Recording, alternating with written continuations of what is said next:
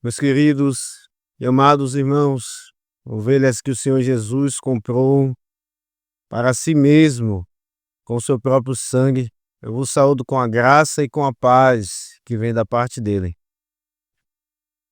Amém. Amados, abramos em Gênesis as nossas Bíblias, capítulo 46. Livro do Gênesis.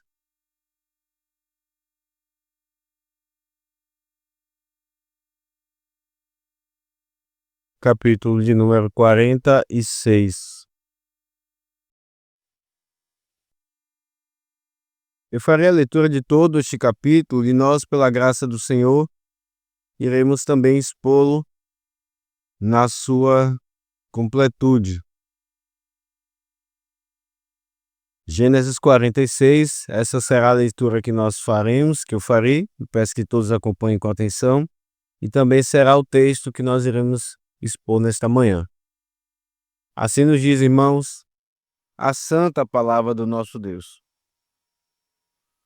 Partiu, pois, Israel com tudo o que possuía, e veio a Berseba, e ofereceu sacrifícios ao Deus de Isaque, seu pai.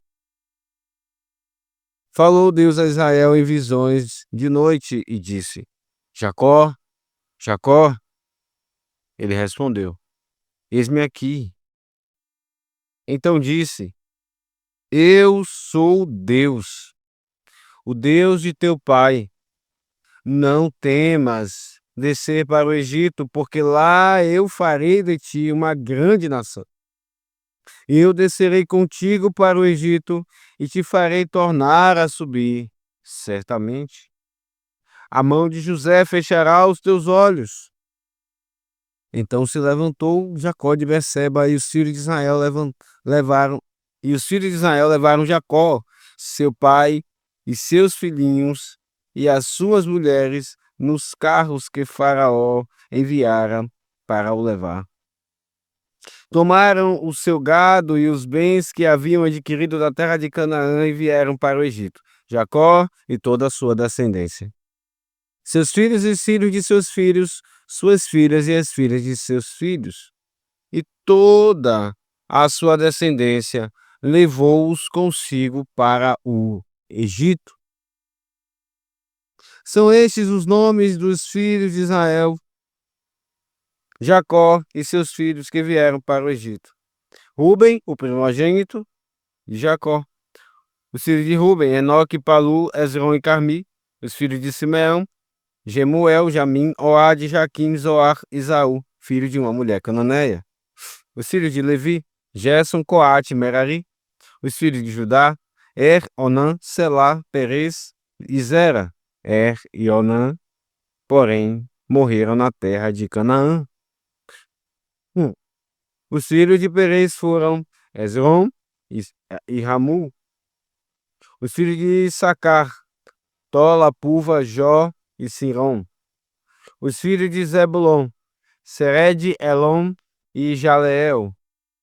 São estes os filhos de Lia, que ela deu à luz a Jacó em Padã Arã, além de Diná, sua filha. Todas as pessoas de seus filhos e de suas filhas, 33. Os filhos de Gade, Zifiom, Ragi, Suni, Esbom, Eri, Arodi e Areli. Os filhos de Azer, Iminá, Isvá, Isvi, Berias e Sera, irmã deles. E os filhos de Berias, Eber e Malquiel.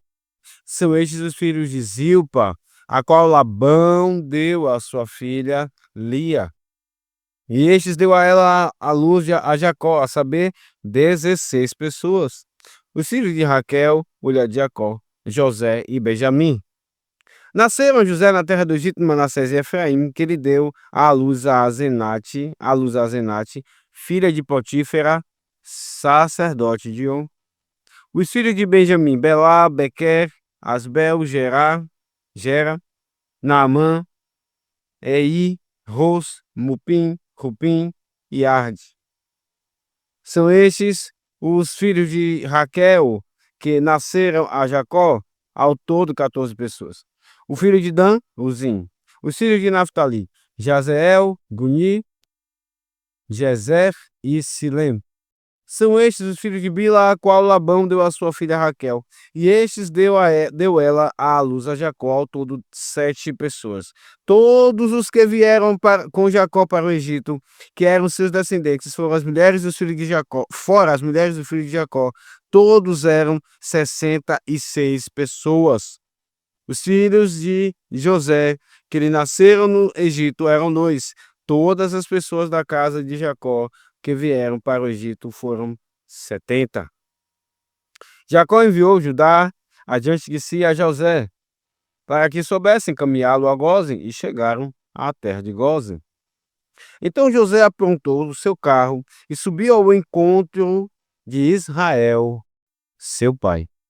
A Gósen apresentou-se, lançou-se-lhe ao pescoço e chorou assim longo tempo. Disse Israel a José: já posso morrer, pois já vi o teu rosto e ainda vives. E José disse a seus irmãos e à casa de seu pai: subirei e farei saber a Faraó, e lhe direi: meus irmãos e a casa de meu pai, que estavam na terra de Canaã, vieram para mim. Os homens são pastores, são homens de gado, e trouxeram consigo o seu rebanho, o seu gado e tudo que tem.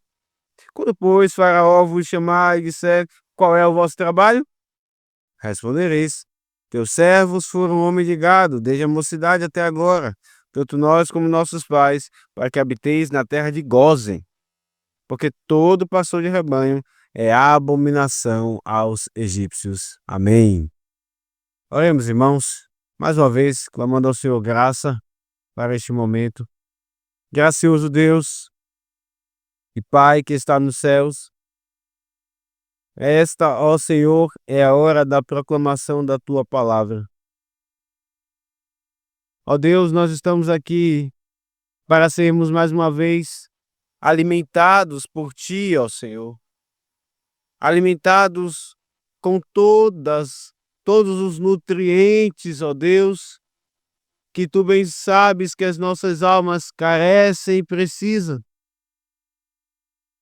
Assim nós clamamos como filhos que olham para o Pai, certos de que das mãos do Pai virão alimento. Assim, ó Deus, nós oramos certos em Cristo Jesus. É Ele que já garantiu para nós o alimento. Ele mesmo é o pão da vida. Ele é o Verbo, a palavra encarnado. Senhor, nós oramos pedindo que o Senhor fale aos nossos corações, para as nossas vidas, as nossas histórias. Te pedimos isso, ó Deus. Rogamos que o Senhor dê graça ao pregador para que pregue com fidelidade, como já oramos, a tua palavra e de forma adequada aos corações que aqui se encontram, aqui nos encontramos. Assim oramos em nome de Jesus, o pastor das nossas almas. Em nome dele, Senhor. Oramos também por aqueles que estão sobre nós, como autoridades civis. Nós aqui, como povo do Senhor, esfera eclesiásticas, eles como esfera civil, e ambas submissas ao Rei dos Reis, Senhor dos Senhores. Oramos, ó Deus, para que o Senhor dê temor no coração desses homens, dessas pessoas, ó Deus, que nos governam, desde o nosso presidente, ó Deus, aos demais cargos, juízes e outros. Senhor, tem compaixão. Incute temor para que eles ouçam a mensagem do Evangelho e se arrependam dos seus pecados. Usa o teu povo como luz e sal nesta nação, ó Deus, para mexer com as estruturas desta nação, para, como Paulo foi chamado, sermos perturbadores do mundo, num bom sentido do termo, quebrando e mexendo com as estruturas corrompidas que estão estabelecidas nesta nação, em tantos âmbitos, ó Deus, nos quais nós podemos perceber. Em nome de Jesus, ó Deus, usa esta igreja como luz neste bairro, nesta cidade, como já oramos, nesta nação, a fim de que o nosso país, ó Deus, seja um país cujo Deus é o Senhor, seja um país não cujo César, servindo a Satanás, seja a autoridade, mas homens tementes ao Senhor governem esse país. Assim oramos em nome de Cristo Jesus. Amém. Meus irmãos, chegou então o grande momento nesta narrativa em que vemos o encontro, enfim, depois de 20 anos, na verdade mais do que 20, um pouco mais do que 20, entre Jacó e José. Aquele que havia pensado que tinha perdido o seu filho e que ele estava então morto, agora tem, pela graça de Deus, a oportunidade de rever o seu filho tantos anos depois. Certamente com um rosto diferente já. José já não é mais aquele rapazinho de 17 anos. Agora um homem, o governador do Egito. E agora então ele pode olhar para o seu filho tão amado e então abraçá-lo e chorar com ele.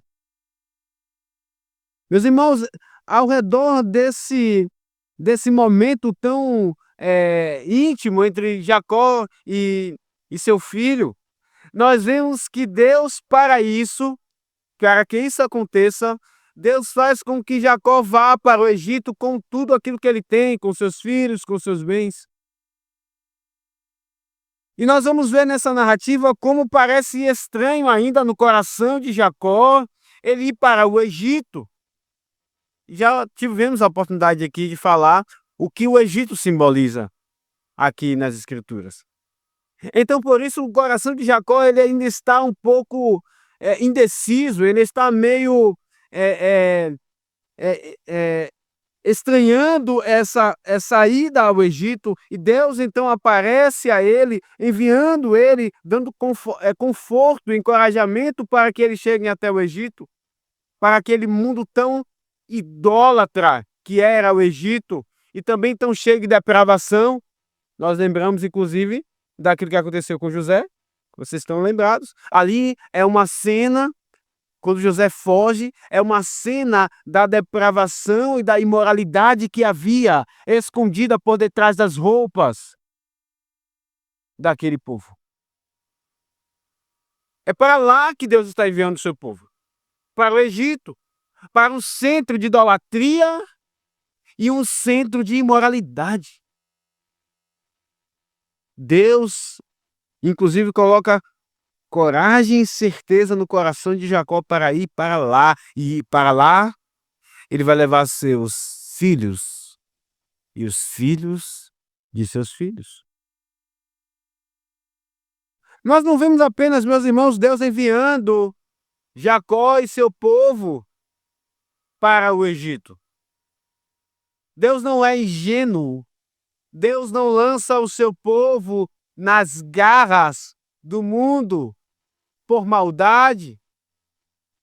Mas à medida que Deus envia o seu povo para o Egito, por outro lado, ele também separa o seu povo ali no Egito. E são esses dois contrastes que nós vemos aqui no texto.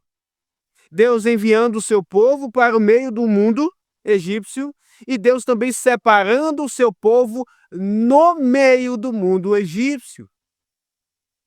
Aqui o texto nos mostra esses dois contrastes.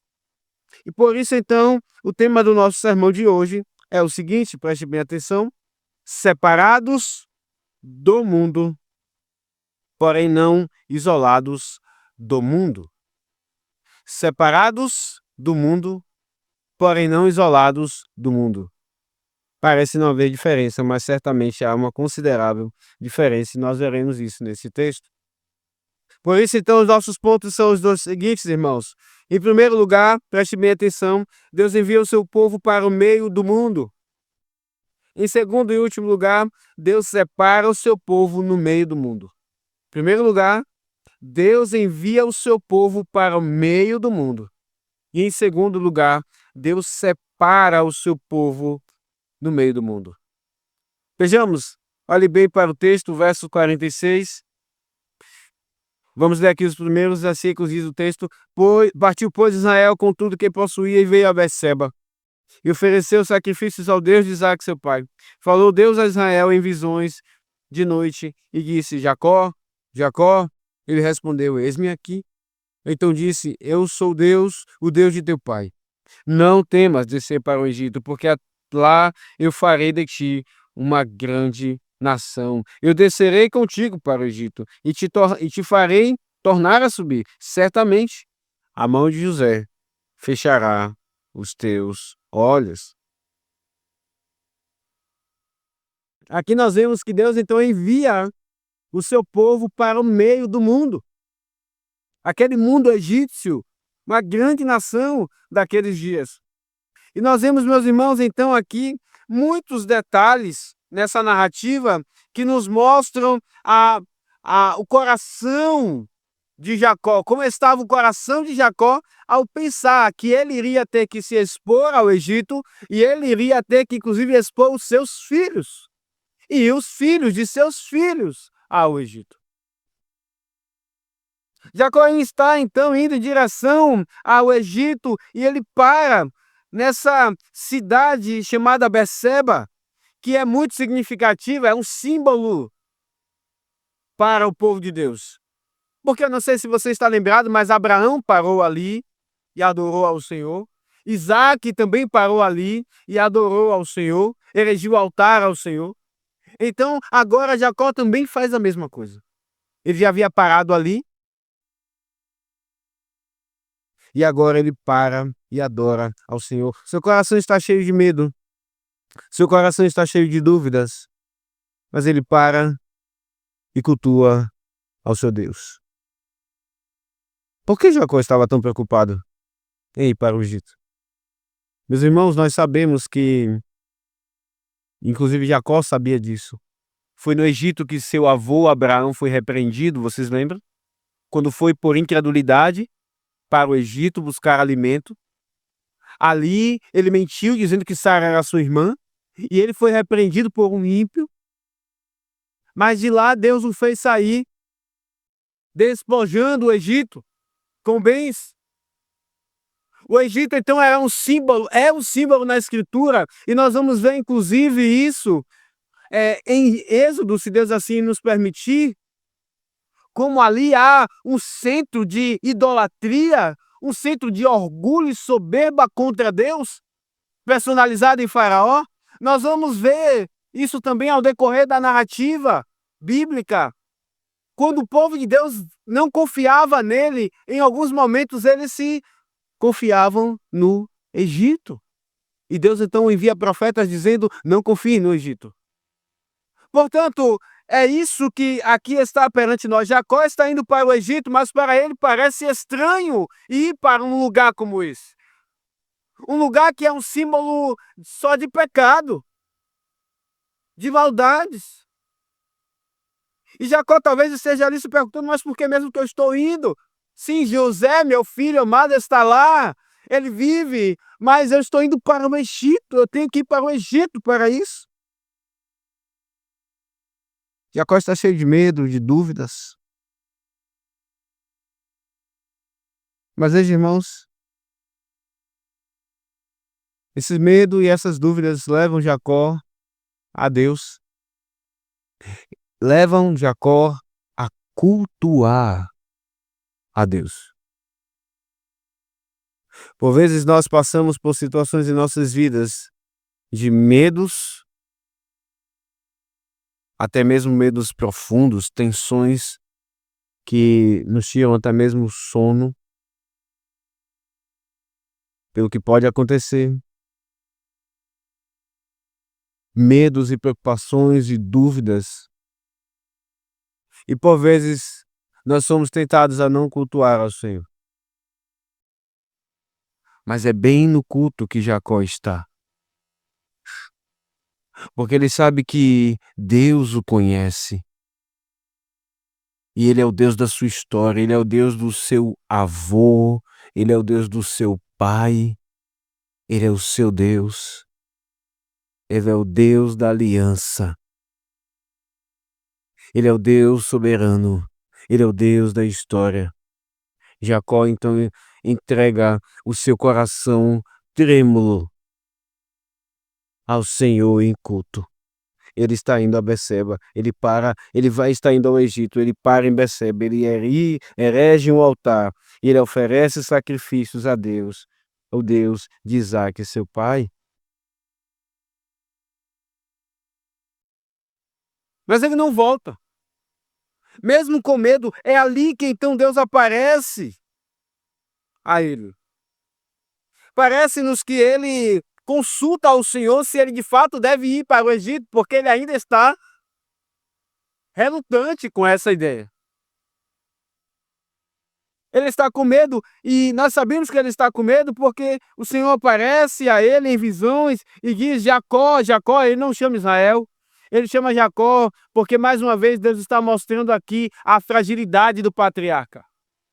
É o homem sim que lutou com Deus e venceu aquela luta. É o homem regenerado, é o homem santificado, mas é um pecador. Deus chama Jacó, lembrando as fraquezas dele, não Israel. E ele responde, então Deus diz a ele: eu sou Deus, o Deus de teu pai, não temas. Se Deus diz não temas, é porque ele estava temendo. Mas Deus vê o coração, os nossos corações. Não temas descer para o Egito, porque lá eu farei de ti uma grande nação. Então Deus encoraja o coração de Jacó. Meus irmãos, nós sabemos que Jacó foi guiado por uma visão quando estava para sair da casa de Labão. E agora Deus aparece em uma visão mais uma vez para guiá-lo. Deus é o sinalizador na estrada de Jacó. Ele é um peregrino, errante por essas terras. Mas Deus é o sinalizador seguro que mostra a Jacó para onde ele tem que andar. Ele aparece mais uma vez em visão. Foi assim quando saiu da casa de Labão, agora mais uma vez. E Deus promete então: eu serei contigo.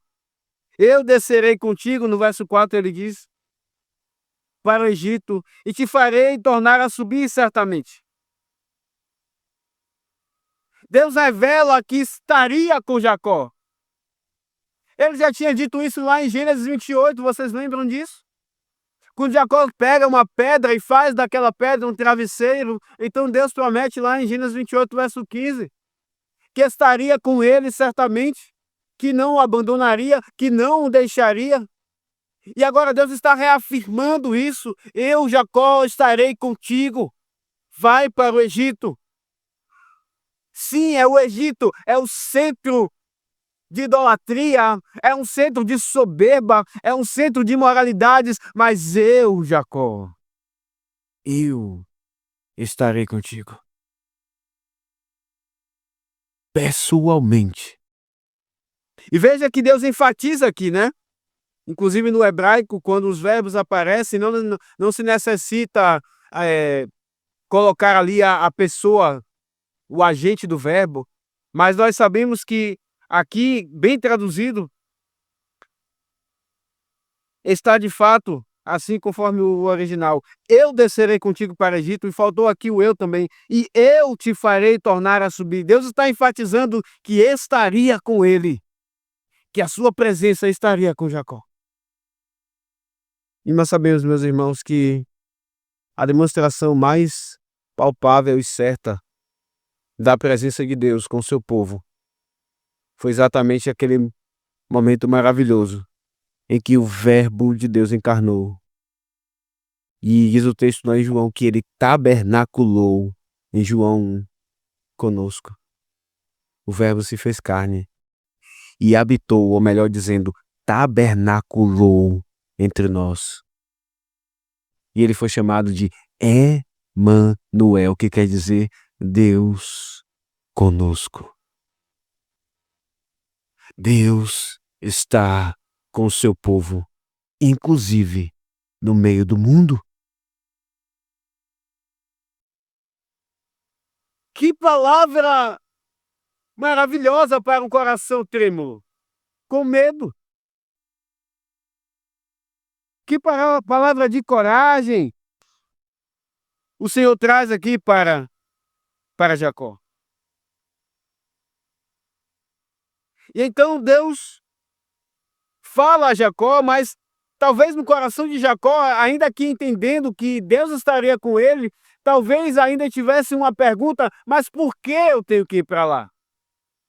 Ou talvez Jacó perguntasse: mas por que foi no Egito justamente que José foi parar? E Deus diz aqui, no verso 4, porque lá eu farei de ti uma grande nação.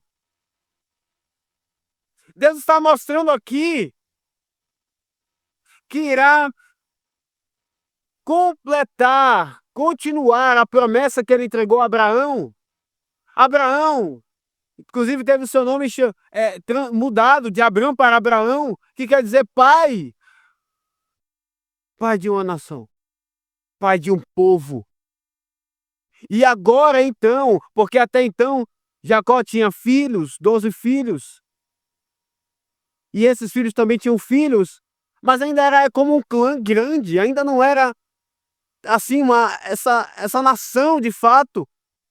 Mas é no Egito, meus irmãos, e nós iremos ver isso, se Deus permitir, que o povo de Deus ali se multiplica de forma impressionante. É no Egito que Deus, então, de fato, faz crescer o seu povo. É no mundo que Deus faz crescer e cumpre a sua promessa. É lá que ele faz com que filhos tenham filhos e mais filhos, e depois filhos, e depois filhos, e depois filhos. É no mundo. É no Egito. É no meio do mundo.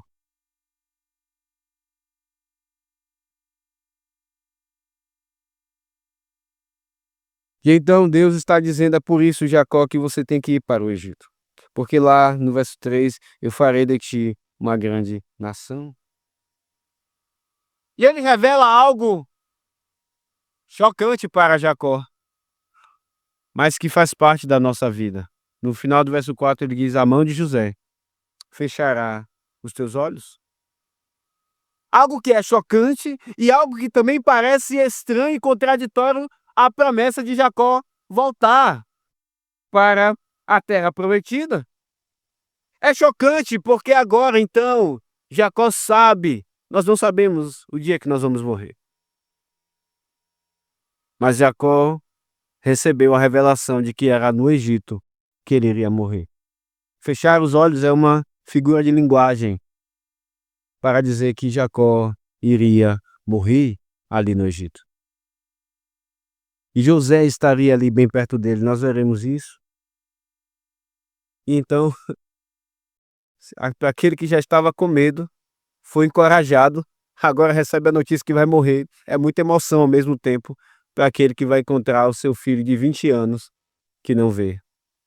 Mas tudo isso está acontecendo na vida de Jacó. E Deus então revela: você vai morrer, Jacó. E aqui nós vemos, meus irmãos, algo que é natural. Filhos naturalmente enterram os seus pais. Por vezes o Senhor inverte a ordem, não é verdade? E isso causa ainda mais dor no coração dos pais. Por vezes pais enterram seus filhos. Mas a ordem natural da vida, mais corriqueira, é que filhos enterrem os seus pais. É isso que José fará com Jacó. Mas isso, meus irmãos, não desencoraja Jacó. Lidar com a morte não desencoraja Jacó, porque Deus prometeu que ele iria voltar para a terra, mas como Jacó iria voltar para lá se ele estaria morto? E aqui nós vemos algo maravilhoso. O povo de Deus iria levar, sim, o corpo de Jacó, e ele chegaria na terra prometida, mas algo muito maior do que isso está sendo dito. ainda que nós morramos no mundo, nós chegaremos na terra prometida. Porque a terra que Deus prometeu ao seu povo, em última instância, nunca foi aquele pedaço de terra no Oriente Médio, tão cheio de guerras até hoje. Mas sim a terra que Cristo disse: eu vou preparar lugar para vós. Jacó estará lá também. Jacó irá descansar por um tempo nesse mundo. E já então ele irá para o descanso eterno, só a sua alma, e é lá exatamente que ele está, aguardando o seu corpo, quando os corpos, os mortos ressuscitarão, ao soar da trombeta, no dia chamado também Dia do Senhor. E então a alma de Jacó se unirá ao seu corpo e gozará eterno e completo descanso. Meus irmãos, que mensagem de esperança para um homem que está indo para o meio de um centro de pecado, idolatria, imoralidade e corrupção. E essa mesma mensagem Deus traz para nós hoje. Ainda que nós tenhamos a notícia de um diagnóstico de que temos dias de vida, o fim não é esse. Mas na verdade é um fim que é ao mesmo tempo um começo. O começo de uma vida sem pecado. Um começo da esperança bendita, sem pecado. Um descanso. Esse sim é um descanso muito maior do que esse dia do Senhor. E vocês então percebem a relevância e a importância desse dia. O significado que é estar aqui cultuando ao Senhor. Quando nós cultuamos, irmãos, ao Senhor, nós também estamos proclamando essa bendita esperança que Jacó recebeu, de que ele chegaria na terra prometida, de que ele seria guardado. Esse é o dia que nós estamos proclamando essa esperança, exatamente nesse momento reunidos. Quanta coragem Deus coloca no coração de Jacó através dessas palavras, destas poucas, mas profundas palavras. O texto nos mostra então que Jacó confiou naquilo que Deus falou.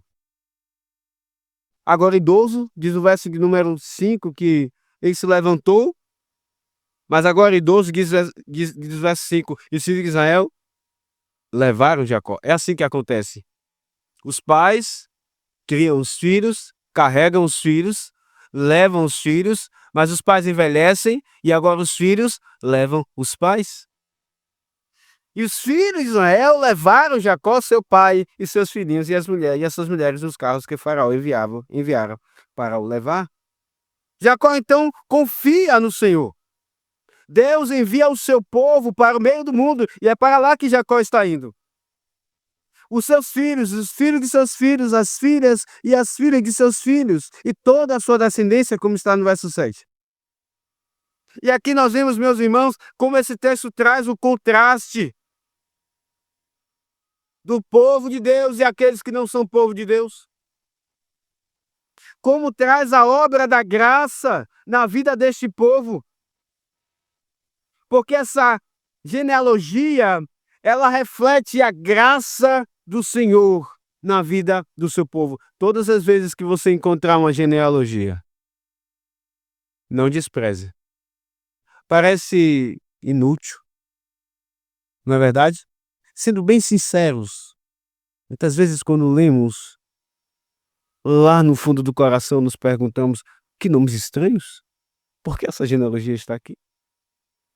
Eu ouvi dizer que para registrar a Bíblia naqueles dias era tão difícil, era tão limitado. Por que Deus gastou linhas com esses nomes?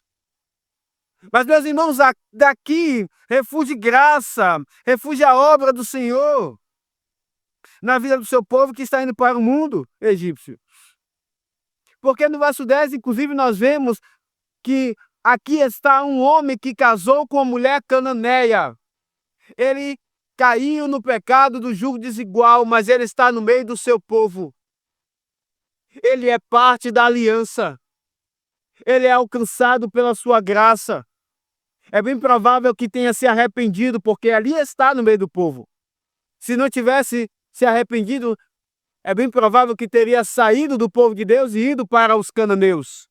Mas eis aqui o seu nome nessa lista daqueles que estão entrando no Egito. Saul, no verso 10, filho de uma mulher cananeia, a sua mãe era cananeia. Um outro ponto que nos mostra que a graça do Senhor é o nome de Judá. Nós sabemos a história de Judá. E o texto não faz, aliás, faz questão de lembrar o que aconteceu. Os dois filhos de Judá, que eram perversos e Deus matou, diz no verso de número 12, os filhos de Judá é Onã, Selá, Perez e Zera, e Onã, porém, morreram na terra de Canaã. E por que morreram? A história nos conta porque eles eram perversos e Deus os quis matar.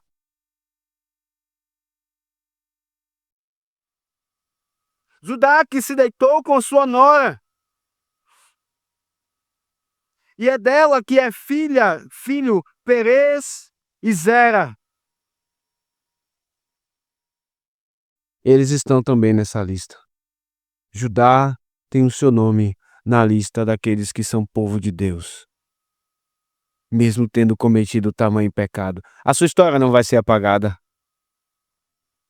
mas o sangue de Cristo cobriu os seus pecados e Deus os olha de forma santa. Judá está aqui também nessa lista. Mas não apenas Judá, a lista nos lembra, irmãos, da história de Jacó. Porque nos mostra que Jacó teve duas mulheres, Lia e Raquel. E nós sabemos por que Jacó teve duas mulheres. Porque ele foi possuído por uma paixão insana. Ele entregou o seu coração aos prazeres. Deus lhe deu uma mulher e o nome dela era Lia. Ele não tinha que procurar outra mulher. A sua esposa era Lia. Mas movido pela paixão, ele continuou no seu pecado e foi atrás de Raquel. São elas duas que estão aqui. Os filhos de Lia e os filhos de Raquel. E ainda mais os filhos das suas servas, com quem Jacó se deitou, porque eles não confiaram que Deus iria trazer o filho. Eles tiveram que dar um jeitinho para que os filhos viessem ao mundo. Eles tiveram que ajudar a Deus para que filhos viessem ao mundo. Tudo isso está nessa lista. Mas apesar desses pecados, irmãos, esse é o povo de Deus. Esse é o povo da aliança. Esses são aqueles que Deus ama e que estão indo para o mundo. Aqui esse texto nos mostra, inclusive, o pecado de José, que casou-se com Azenate, a filha de Potífera, um sacerdote de um ídolo, o sacerdote de On. Veja, essa lista aqui, até o verso de número 27, que nos mostra que todos aqui há um total de 70 almas. Eles estão indo para o Egito. Deus, então, os manda para lá. E aqui nós vemos, meus irmãos, que Deus não está isolando o seu povo do mundo, mas Ele está enviando-os exatamente para o mundo. Deus envia o seu povo para o meio do mundo. Para o meio do mundo. Ele não os isola. Esse é o nosso primeiro ponto. O Espírito Santo então está preparando o cenário para o livro de Êxodo, quando veremos que o povo de Deus será usado no mundo egípcio para proclamar as virtudes daquele que nos chamou das trevas, para a sua maravilhosa luz, como lemos em 1 de Pedro. É esse povo que é sacerdócio santo. É esse povo que refugia a luz do Senhor. E é ele que está indo para o meio do mundo, para o meio das trevas. E é esse povo chamado e tendo recebido a mensagem de Deus, que estará ali para, no mínimo, dar a oportunidade para aqueles ímpios perdidos ouvirem a mensagem do Senhor, do Deus da aliança. E não é por acaso, meus irmãos, que lá em Lucas 10, o Senhor Jesus envia 70.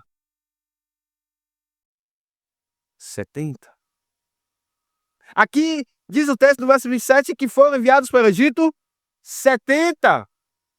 E lá no Novo Testamento nós vemos Cristo enviando 70. Ele envia o seu povo para o meio do mundo. O seu objetivo desde antes nunca foi ter um povo isolado, um povo no mosteiro, um povo num gueto, um povo numa vila. Ele os envia para o meio do mundo. Deus está fazendo isso aqui. E o Senhor Jesus reverbera a mesma coisa lá em Lucas 10. Nós vimos aqui então, irmãos, que Deus envia o seu povo para o meio do mundo. Esse é o nosso primeiro ponto. E passamos ao segundo, o qual é: Deus separa o seu povo no meio do mundo. Deus separa o seu povo no meio do mundo. Versos 28 a 34. Primeiro ponto, nós vimos Deus envia o seu povo para o meio do mundo, versos 1 a 27. E agora, versos 28 a 34, nós vemos o segundo ponto: Deus separa o seu povo no meio do mundo. Deus separa o seu povo no meio do mundo. E Judá está indo adiante. Ora, por que Judá vai adiante? Porque é dele que vem o descendente prometido. Judá vai adiante, guiando o povo, todo aquele povo, a Gósen até José. E então acontece aquela cena que diz tantas coisas sem palavras. O pai e o filho se encontram. Jacó se apresenta ao seu filho. Ele se lança ao seu pescoço, no verso 29. E eles choram assim, longo tempo. São 20 anos descritos. São 20 anos de sofrimento descritos em lágrimas e em abraço. Jacó abraça aquele que ele pensou que só reencontraria na eternidade. Porque ele mesmo disse: chorando eu descerei a meu filho José. Mas Deus dá a graça que ele, antes disso, encontre José.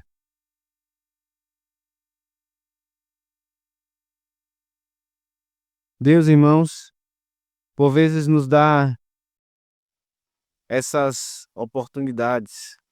Aquele que estava tão preocupado com a sua vida, no início do capítulo, agora então diz: agora já posso morrer, porque vi o teu rosto. Ele fala a José: e ainda vives, no verso número 30.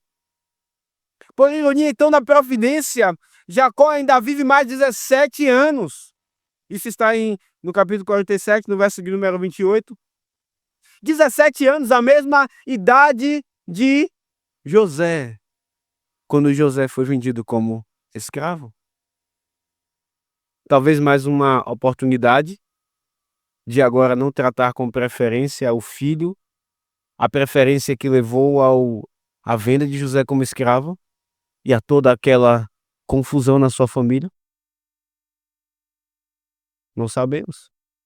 Mas o fato é que Deus nos dá, por vezes, segundas chances, pela sua graça, pela sua misericórdia. Parece-nos que vai ser arrancado de nós, como ele mesmo disse, que nunca mais veria José. Mas agora ele tem uma segunda chance.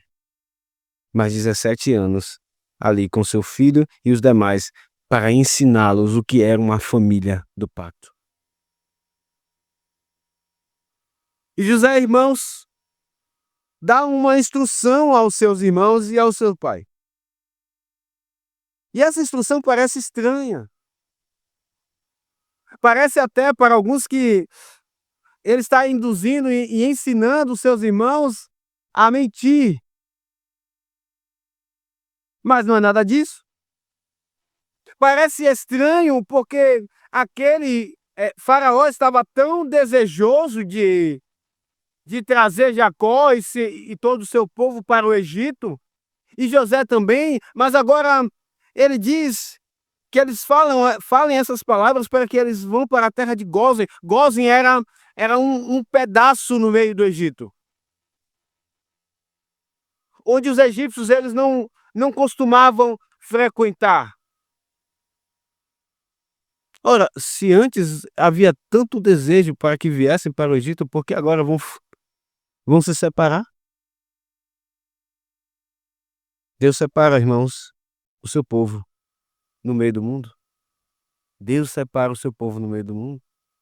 E José, sabendo disso, dá uma instrução certeira a seus irmãos e ao seu pai e a todos que estão ali. Digam que vocês são pastores de gado, pastores de rebanho, porque esses são abomináveis aos egípcios. E ao então revelar a sua identidade, os egípcios iriam então não querer tanto contato com o povo de Deus. E eles então viveriam ali em Gósen, não isolados, mas separados no meio do mundo. Essa é a intenção, e nós vemos aqui que Deus, ele desde o início, irmãos, está separando o seu povo. Desde os irmãos Caim e Abel, um já era do Senhor e o outro não. Isso vai se propagando ao longo da história. Deus está separando o seu povo em todo o mundo. Não é só aqui. Não apenas nós que estamos cultuando. Em todo o canto do mundo. Inclusive agora, há irmãos adorando. Porque foram separados. No meio do mundo.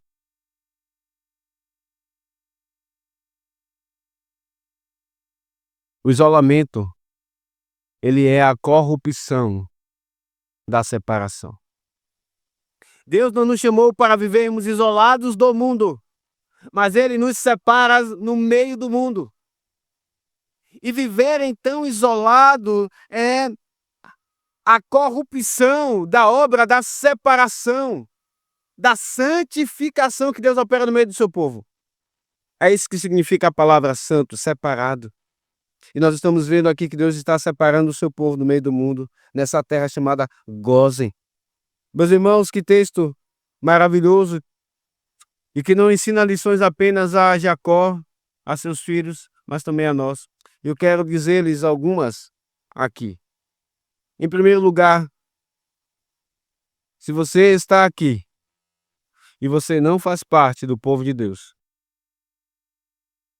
você ainda está do lado de fora, mesmo tendo entrado por esse salão do culto. Você ainda não faz parte daqueles que amam a Jesus e professam que Ele é o Senhor. Daqueles que se arriscam no meio do mundo para dizer: eu pertenço a Cristo. Daqueles que publicam, porque não tem vergonha de Jesus. Porque Ele é o seu Salvador, Ele é o dono das suas vidas. Se você está aqui e não faz parte da igreja, você ainda não teve esta coragem. E talvez porque você não ama a Jesus Cristo de fato. Você quer estar ali próximo da igreja, mas você não ama Ele como seu Senhor. E sabe de uma coisa? Os homens podem não ver, não discernir tanto isso. Mas Cristo vê completamente o coração. Ele sabe por que você veio aqui mesmo não amando.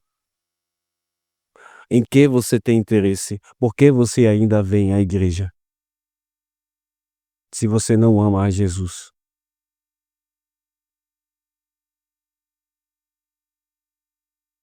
Ele separa o seu povo no meio do mundo. Todos são mortais, todos têm um corpo, todos têm olhos, enfim, CPF, mas no meio do mundo, Deus separa o seu povo. E ele faz isso. Há muros invisíveis, aliás, muros não físicos, mas muito bem delimitados, irmãos, que Cristo, o Senhor da igreja, levanta para que fique claro quem é dele e quem não é. E nós vivemos dias em que as pessoas tentam confundir esses muros. Qualquer pessoa é crente. Se já pisou na igreja, é crente. Talvez esteja desviado, mas é crente. Não, ele disse: quem comigo não ajunta, espalha. Não há ficar em cima do muro. Portanto, ele mesmo está te chamando para que você olhe para a sua vida e a sua obra, para que você olhe como ele também foi separado. Mas ele foi separado para longe de Deus. Ele foi separado, sim, naquela cruz. Ele foi separado de Deus e ele foi separado dos homens naquela cruz. Ele foi isolado para que pecadores como eu e você pudéssemos confiar na salvação. Portanto, meu querido e minha querida, se você não serve a Cristo, Ele está te chamando hoje, ainda que você venha à igreja com frequência, para que você então publique a sua fé e diga para todos. É assim que nós fazemos quando nós amamos as pessoas. É assim que os filhos fazem quando eles amam os seus pais. Eles querem que todo mundo saiba quem é o papai e a mamãe deles. Porque eles não têm vergonha do pai e da mãe. Assim, não tenha vergonha de Cristo. Esta é a primeira aplicação que faço a todos que estão aqui não fazendo parte da igreja. Mas em segundo lugar, eu faço uma aplicação em relação à tendência que nós temos, irmãos, de vivermos isolados. Deus nos chama para o meio do mundo. E não para vivermos em guetos. Não para vivermos em grupinhos. Ele nos chama para o meio do Egito. Sim, isso parece estranho, é por isso que Jacó estava claudicante. E Deus teve que aparecer e dizer para Jacó: Jacó, não tema, vá, Jacó, porque eu serei contigo. Eu sou Deus, o Deus de teu pai. Não tenha medo. E por vezes, irmãos, nós temos medo de lidar com pecadores. Eu falo pecadores no sentido daqueles que estão fora da igreja, não fazem parte, não que nós não sejamos, nós somos, mas pecadores redimidos, né? A Escritura também usa essa palavra para falar dos que estão fora da igreja. Por vezes nós temos medo, essa é a verdade, de estar no meio do mundo. Por vezes a nossa fé se mostrará não tão grande assim, se nós formos para o meio do mundo. Nós mostraremos que não estamos tão próximos de Cristo assim, então Ele irá mostrar isso ao nosso coração, irá nos levar a mais comunhão com Ele. Mas, irmãos, muitas vezes nós queremos nos isolar de vizinhos. Só oi, tudo bem, bom dia, boa tarde, boa noite. Nós não queremos entrar na vida deles. Não, eles têm uma vida terrível. Eu vou proteger a minha, eu vou proteger minha esposa, meu filho. Deus diz: Jacó, vá. vá para o Egito, vá para o meio do mundo.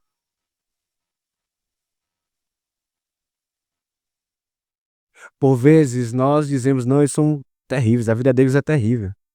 Ora, mas não foi Cristo que foi acusado de comer e beber com publicanos e pecadores? A quem você segue? Você segue a Cristo, aquele que foi mal visto pelos fariseus porque ele comia e bebia com publicanos e pecadores? E que ironia, porque foram exatamente os fariseus que se achavam tão santos que diziam, olha, ele come, ele senta e come com publicanos e pecadores. Irmãos, nós somos discípulos de Cristo. Nós não podemos nos isolar do mundo. De pessoas que inclusive têm pecados terríveis, os mais odiáveis a Deus. Nós não somos chamados para viver isolados. Deus manda Jacó ir para o meio do mundo. E Ele vai nos guardar. Ele vai guardar os nossos filhos. Jacó estava indo com seus filhos e os seus netos. Estava todo mundo caminhando para o Egito. Como Deus está falando ao nosso coração hoje? Saia do seu isolamento. Isso não é algo agradável ao Senhor. Talvez seja bíblico, evangélico, mas não é. Deus não nos chamou para viver isolados. A isolação, irmãos, o isolamento é uma corrupção da separação ou da santificação. E é interessante porque, de fato, até certo ponto, nós somos chamados para viver em grupo, sim. Nós estamos vendo que Deus separa o seu povo do mundo. Ele junta para um lado e coloca o mundo para o outro. O povo de Deus foi para Gósen. Então a isolação, o isolamento já é uma corrupção de um desejo santo de viver separados. Nós precisamos identificar isso em nosso coração. E como o povo de Deus, irmãos, por viver isolados, nós temos experimentado sofrimento, esse sofrimento mesmo que nós estamos reclamando em nossa nação hoje. Sabe por que nós estamos padecendo no meio, nas mãos de governantes ímpios, cobiçosos, perversos e inimigos de Deus? Porque nós resolvemos nos isolar. Nós nos isolamos, nós saímos das universidades, não ensinamos lá. Eram os crentes que deveriam ensinar nas universidades. Nós deixamos a arte para os ímpios. Nós deixamos a política para os ímpios. Nós dizemos, não, política não é coisa de Deus. E nós reclamamos dos políticos. Se aceitamos que eles estejam ali, então aceitemos tudo que fazem. Nós nos isolamos. Quando Deus nos chamou para ser sal e luz, Cristo disse, vocês são sal e luz. Então nós temos que ocupar os espaços e não nos isolarmos em guetos. Como Deus está falando no nosso coração hoje, irmãos? Eu desejo muito que você e eu também aceitemos esse desafio que recebemos do Senhor desde que fomos chamados pelo Evangelho. E não tenhamos medo, porque servimos a Deus.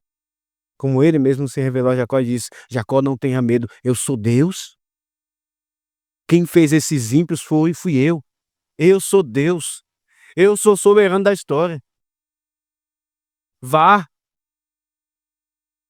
Não tenha medo. Então, irmãos, essa é uma aplicação. Nós não podemos, não devemos nos isolar. E em terceiro e último lugar, nós não devemos viver também como o mundo. Nosso coração busca os extremos, não é? Ou nos isolamos, ou nos fazemos iguais aos ímpios. Mas não é nenhuma coisa, nem outra. Deus nos envia para o meio do mundo. Ele não nos chama para viver isolados, mas Deus para o seu povo no meio do mundo. Jesus disse: eu não peço que vos tirem, que os tires do mundo, mas ele mesmo também disse: e eu estarei convosco. Ele também disse que que ele é a videira e nós os ramos. Nós estamos nele separados, irmãos. Isso nos leva a pensar no nosso modo de vida, que é tão parecido com os ímpios.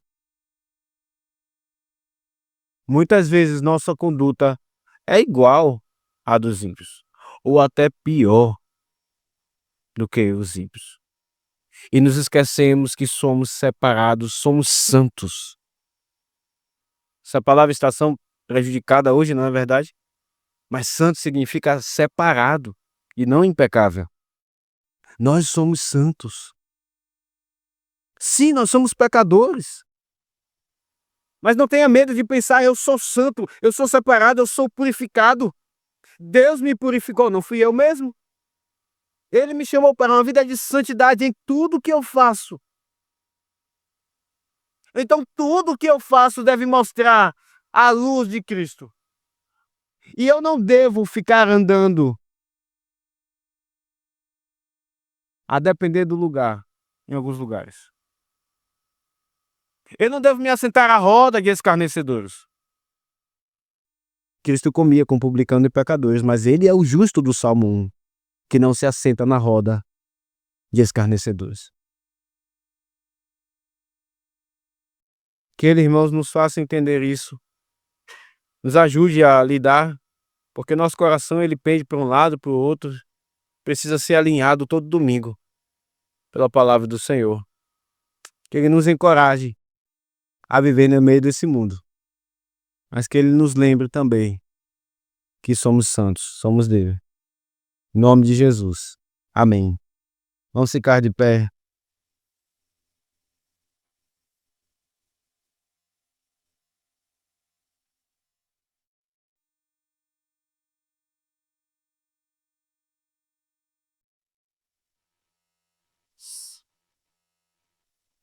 Vamos orar, irmãos. Senhor Deus, muito obrigado pela tua palavra, palavra que vem do alto, palavra que nos confronta, ó Deus. Nos confronta porque mostra que a nossa segurança não está naquilo que nós podemos fazer com o nosso braço, não está em nós, é uma esperança que sai de nós, que vai para além de nós, uma confiança que vai para além de nós. É uma confiança que repousa em Ti, na Tua divindade, no Teu poder, na Tua grandeza, revelada em Jesus Cristo. Ó Senhor, obrigado porque, a despeito dos nossos pecados, o Senhor está conosco. Nós somos Jacó, nós somos Judá, e o Senhor está conosco, ó Deus. Como isso deve constranger o nosso coração, Pai? Como isso deve nos quebrantar, Senhor, aos Teus pés? Como isso deve nos fazer renovar os nossos votos hoje mesmo para sermos mais santos, mais dedicados a Te servir. E assim também ensinarmos nossos filhos. Em nome de Jesus. Amém.